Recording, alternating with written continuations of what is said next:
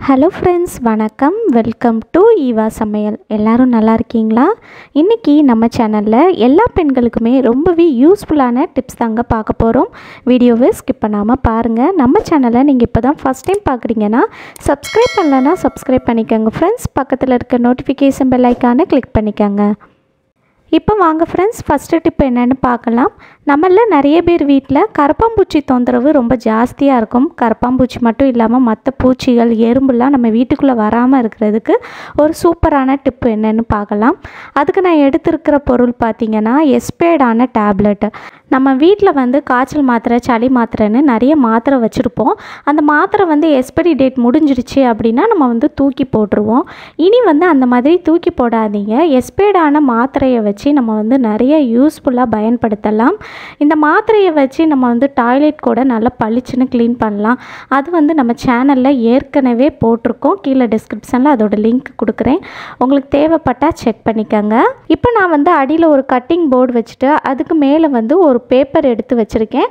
இதில் ஒரு 4 மாத்திரை நம்ம எடுத்துக்கலாம். என்ன மாத்திரைனாலும் நீங்கள் எடுத்துக்கலாம். எஸ்பேடான எந்த டேப்லெட் உங்கள் வீட்டில் இருந்தாலும் அதை எடுத்து நீங்கள் எந்த மாதிரி யூஸ் பண்ணலாம். இப்போ இந்த பேப்பரை இந்த மாதிரி க்ளோஸ் பண்ணிவிட்டு இந்த டேப்லெட்டை நல்லா நுணுக்கி எடுத்துக்கலாம். நல்லா பவுட்ரு பண்ணி எடுத்துக்கோங்க. இப்போ பாருங்கள், நல்லா பவுட்ரு பண்ணி எடுத்துட்டோம். இந்த மாதிரி நல்லா பவுட்ரு பண்ணி எடுத்துக்கோங்க. இப்போ இதை நம்ம இந்த மாதிரி ஒரு சின்ன பவுலில் மாற்றி எடுத்துக்கலாம். இப்போ இதில் நம்ம தண்ணி சேர்த்துக்கலாம். நான் ஒரு 3/4 கப் அளவுக்கு தண்ணி சேர்த்துருக்கேன். சேர்த்துட்டு ஒரு ஸ்பூனை வச்சு இந்த மாதிரி நல்லா மிக்ஸ் பண்ணி விடுங்க. எவ்வளோத்துக்குள்ளே நல்லா மிக்ஸ் பண்ணுறோமோ அவ்வளோத்துக்குள்ளே அந்த மாத்திரை தண்ணியில் நல்லா கரைஞ்சி வரும். நல்லா மிக்ஸ் பண்ணி விட்டதுக்கப்புறமா நான் இந்த மாதிரி ஒரு ஸ்ப்ரே பாட்டில் எடுத்திருக்கேன். இதில் நம்ம ரெடி பண்ணி எடுத்ததை சேர்த்துக்கலாம்.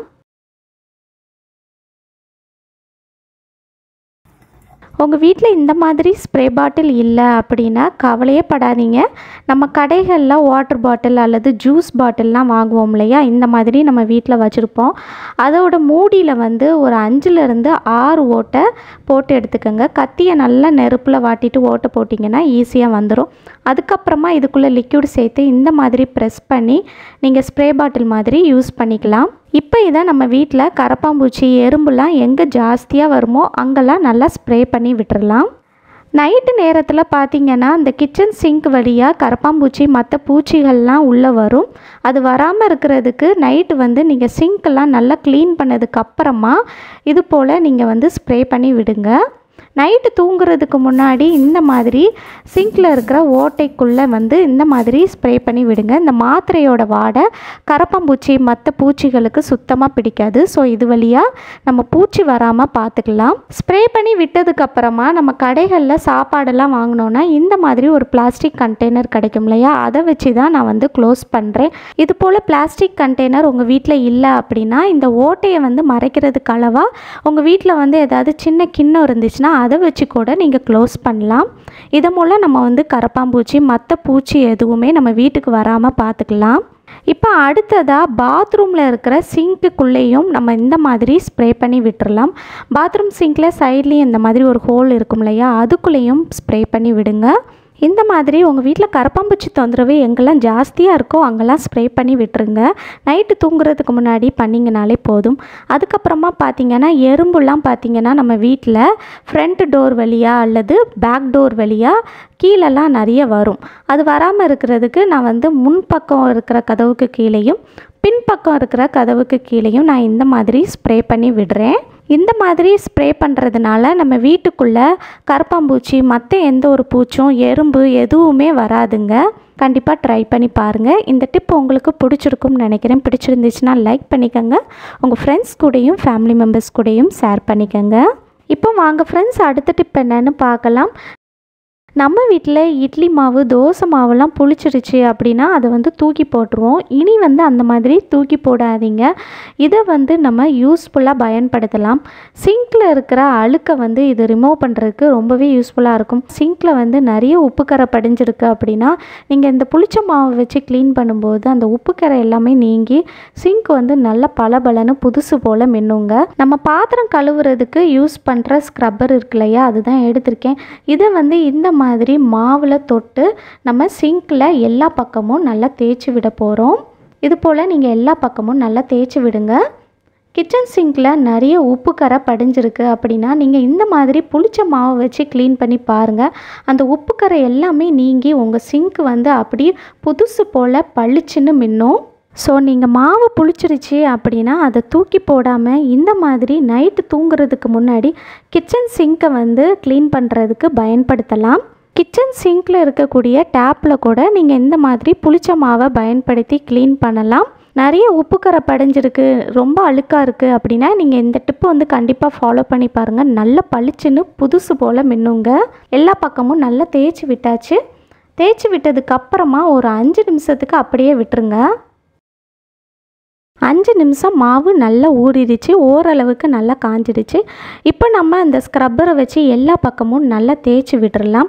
இது போல் நீங்கள் எல்லா பக்கமும் நல்லா தேய்ச்சி விட்டுட்டு அதுக்கப்புறமா தண்ணி ஊற்றி நல்லா கழுவி எடுத்துருங்க.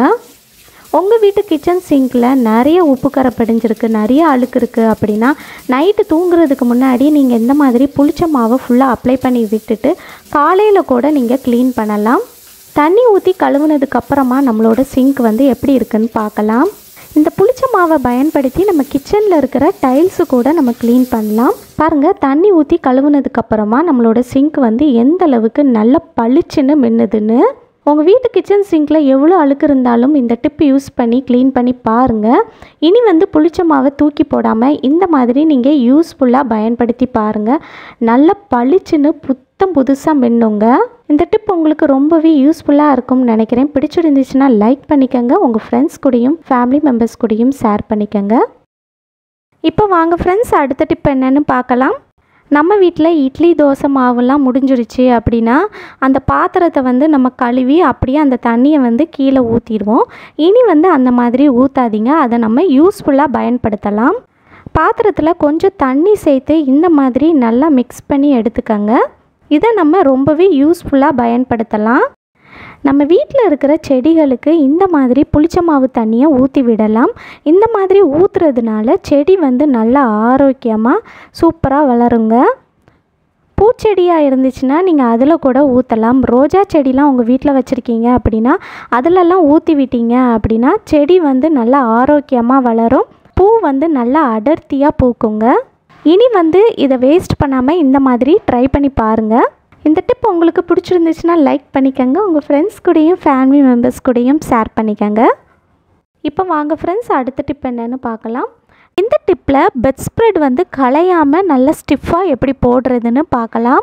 ஃபஸ்ட்டு வந்து பெட்டை ஒரு துணியை வச்சு நல்லா உதறி எடுத்துட்டு 4 கார்னர்லேயும் படுற மாதிரி பெட் ஸ்ப்ரெட் வந்து போட்டு விட்டுருங்க.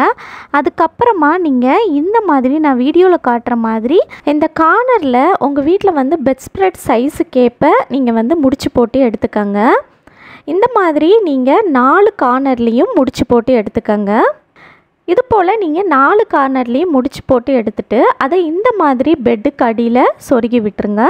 4 கார்னர்லேயும் முடிச்சு போட்டு உள்ளே சொருகுனதுக்கப்புறமா இந்த சைடுலெல்லாம் பார்த்தீங்கன்னா சொருகாமல் இருக்கும் இல்லையா, அதை வந்து நீங்கள் உட்டன் ஸ்கேலு அல்லது ஸ்டீல் ஸ்கேலு அல்லது தலை சீவிர சீப்பு இருக்குது பாருங்கள், அந்த சீப்பை வச்சு நீங்கள் இந்த மாதிரி நீங்கள் உள்ளுக்குள்ளே அப்படியே ப்ரெஸ் பண்ணி விட்டீங்க அப்படின்னா ஈஸியாக அது வந்து உள்ளுக்குள்ளே வந்து நல்லா சொருகிடலாம், நல்லா ஃபிட் ஆயிரும். பாருங்கள், இந்த மாதிரி நீங்கள் வந்து நல்லா உள்ளுக்குள்ளே வந்து அப்படியே ப்ரெஸ் பண்ணி விட்டுருங்க. இந்த மாதிரி சீப்பை வச்சு நீங்கள் பெட்டை சுற்றி சொருகி எடுத்துக்கோங்க.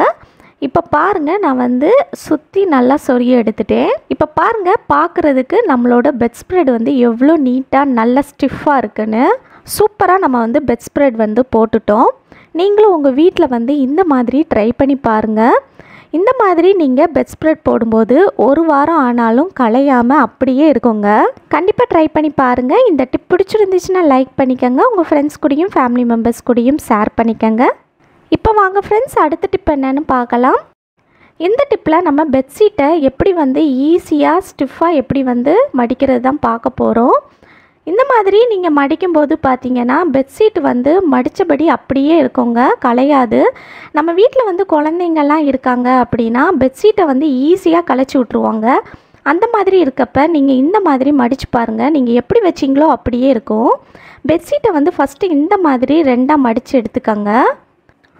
ரெண்டாக மடித்து எடுத்ததுக்கப்புறமா இன்னொருக்கா இந்த மாதிரி மடித்து எடுத்துக்கோங்க. பாருங்கள், நான் வீடியோவில் காட்டுற மாதிரி இது போல் மடித்து எடுத்துக்கோங்க. இப்போ அடுத்ததாக இதை வந்து கீழே இந்த மாதிரி விரித்து வச்சுட்டு இந்த மாதிரி ஃபோல்டு பண்ணிக்கோங்க. ஃபுல்லாக கவர் பண்ணாமல் பாதி மட்டும் ஃபோல்டு பண்ணிவிட்டு அதை பின்பக்கமாக திருப்பி வச்சுட்டு இது போல் ஃபோல்டு பண்ணுங்கள். இப்போ அடுத்ததாக இன்னொரு பக்கத்துலேருந்து இந்த மாதிரி நீங்கள் ஃபோல்டு பண்ணிக்கோங்க. இப்போ பாருங்கள், பார்க்குறதுக்கு இப்படி தான் இருக்கும். இப்போ அடுத்ததாக இன்னொரு மடிப்பு இந்த மாதிரி மடித்து எடுத்துக்கோங்க.